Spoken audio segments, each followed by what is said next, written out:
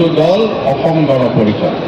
গতিকে অসম গণ পৰিষদ দলৰ যেতিয়া মুখ্যমন্ত্ৰী হৈছিল, গৃহমন্ত্ৰী হৈছিল, তেতিয়া তেওঁলোকে কটন কলেজৰ ছাত্ৰবাস, গুৱাহাটী বিশ্ববিদ্যালয়।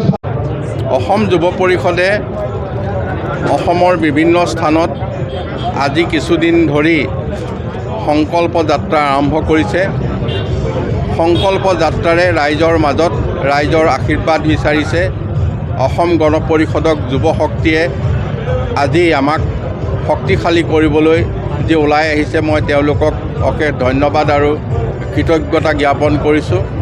আজি কলিয়াবৰতো হাজাৰৰ অধিক মটৰ বাইকৰে তেওঁলোকে কলিয়াবৰৰ বিভিন্ন স্থান স্পৰ্শ কৰাকৈ ৰাইজৰ মাজত এই সংকল্প যাত্ৰাৰে আশীৰ্বাদ বিচাৰিব। যোৱা 2 তাৰিখৰ পৰা আমি 20 দিনীয়া কাৰ্যসূচীৰে সমগ্ৰ অসমতে এই যাত্ৰা আৰম্ভ কৰিছোঁ। এই যাত্ৰাপথত আমি ন পুৰণি সকলো সতীৰ্থক লগ পাইছোঁ।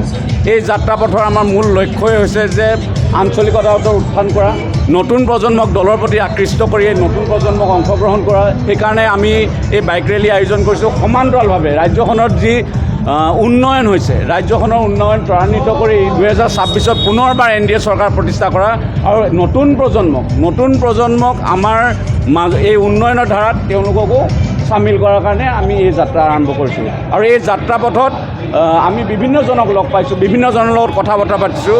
এই যাত্ৰাপথত আমাক ৰাইজে কৈছে যে এইবাৰ কংগ্ৰেছ আৰু আনুষাংগিক তেওঁলোকৰ লগত সংযোগ হৈ থকা দলবিলাকক এইবাৰ পুলিয়ে পোখাই এইবাৰ 2026ৰ নিৰ্বাচনত উৎখাত কৰিব।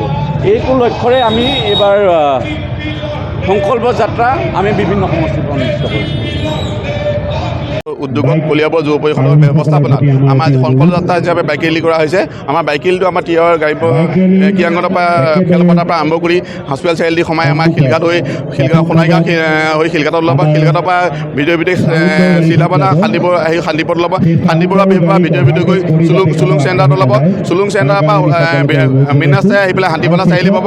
হাতীপনা চাৰিআলিৰ পৰা ভিতৰি সোমাই লৈ আমাৰ কুলিডোঙাত ওলাব। কুলিডোঙাৰ পৰা ভিতৰি গৈ আমবাগান টুপুকি জানি হৈ লাওখোৱা পাব। লাওখোৱাৰ পৰা পুনৰ মেইন ৰাস্তাইদি আহি আকৌ আমবাগান হৈ গড়খলা হৈ সোমাই লখনামনা পাব। লখনামনাৰ পৰা আহি আমাৰ ভিতৰি আহি নলতলিত ওলাব। নলতলিৰ পৰা আপোনাৰ পুনৰ মেইন ৰাস্তাইদি গৈ পুলিন চাৰিআলি সোমাই আমাৰ বৰবগীয়া চাৰিআলি ওলাব। বৰবগীয়া চাৰিআলিৰ পৰা মেইন ৰাস্তাই আহি পেলাই আমাৰ কলিয়াপাতিলৈ হৈ আমাৰ অগপৰ মুখ্য কাৰ্যালয় কৈদলত আমি গোট হ'ম। আমাৰ মনোৰমা আমাৰ 75 কিলোমিটাৰ হ'ব। নিৰ্বাচনী আমাৰ ৰণদংকা যুৱ ভোটাৰ প্ৰতি বছৰে যুৱ ভোটাৰে পোৱা পেলাই আছে। আমাৰ কলিয়াবৰ গোটেই যুৱকখিনি আমাৰ অসম যুৱ পৰিষদৰ লগত ওলাই আহিছে আজি সকলো এক গোট হৈ।